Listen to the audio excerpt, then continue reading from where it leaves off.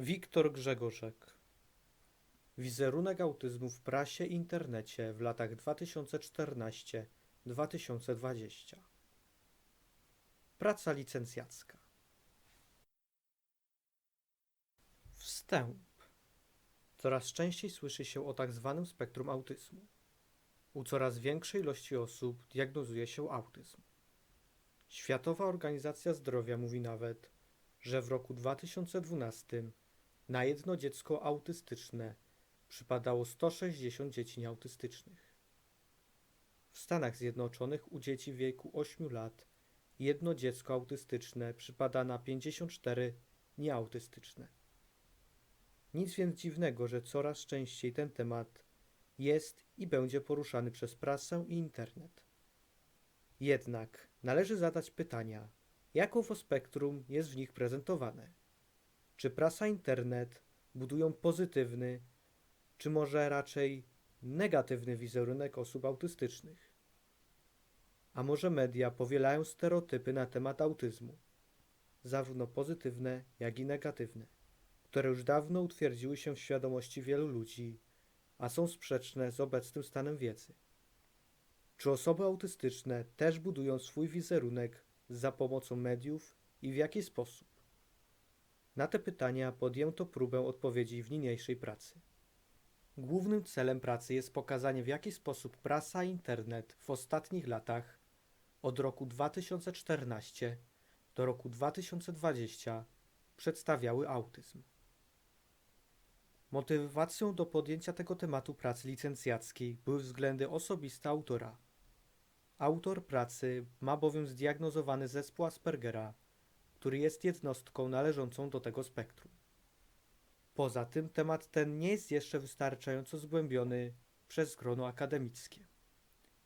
A być może praca ta zachęci do dalszych badań nad wizerunkiem autyzmu w mediach i co za tym idzie przedstawienia działań, które pomogłyby lepiej zrozumieć studentów ze spektrum. Być może niniejsza praca pomoże też w lepszym i bardziej dokładnym postrzeganiu i rozumieniu spektrum przez prasę i internet. Jest to ważne ze względu na wspomniany powyżej fakt, że coraz więcej osób otrzymuje diagnozę osoby w spektrum autyzmu, a nadal występują różnego rodzaju stereotypy na ich temat. Przykładem takiego stereotypu jest twierdzenie, że na autyzm się choruje. Autyzm tymczasem nie jest chorobą. Bardzo często taki obraz krzywdzi osoby w spektrum. Jednak mimo ranienia w ten sposób osób autystycznych i ich bliskich, te stereotypy nadal są powielane przez środki społecznego przekazu. I właśnie prasa i internet mają ogromny wpływ na to, czy dalej będą rozpowszechniane, czy też nie. Czy po pewnym czasie przestaną wpływać na wizerunek spektrum autyzmu i osób w spektrum, czy też będą dalej szkodzić tym osobom. Aby pokazać, jak prasa i internet przedstawiają autyzm, została wybrana metoda analityczna. Oznacza to, że wybrano i przeanalizowano wybrane artykuły dotyczące autyzmu, które pochodziły ze stron internetowych i jednych z najważniejszych ośrodków medialnych w Polsce. Przeanalizowano je pod względem zgodności z wiedzą naukową oraz jak przedstawiane są w nim osoby w spektrum. Posegregowano je też pod względem tematyki. Artykuły te zostały opublikowane w ciągu ostatnich 6 lat. Wydaje się, że jest to okres wystarczająco długi, aby pokazać, jak w ostatnich latach pokazywano spektrum autyzmu. Przedstawiono też wybrane blogi prowadzone przez osoby autystyczne, aby pokazać, jak osoby autystyczne mówią same o sobie i o swoim spektrum. Żeby dokonać analizy materiałów internetowych, należało w pierwszej kolejności wytłumaczyć pojęcie spektrum autyzmu.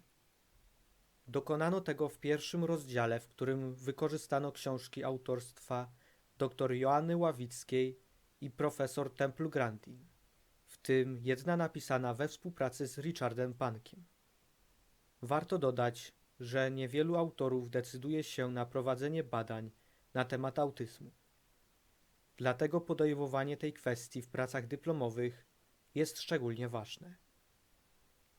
Niniejsza praca składa się z 3 rozdziałów.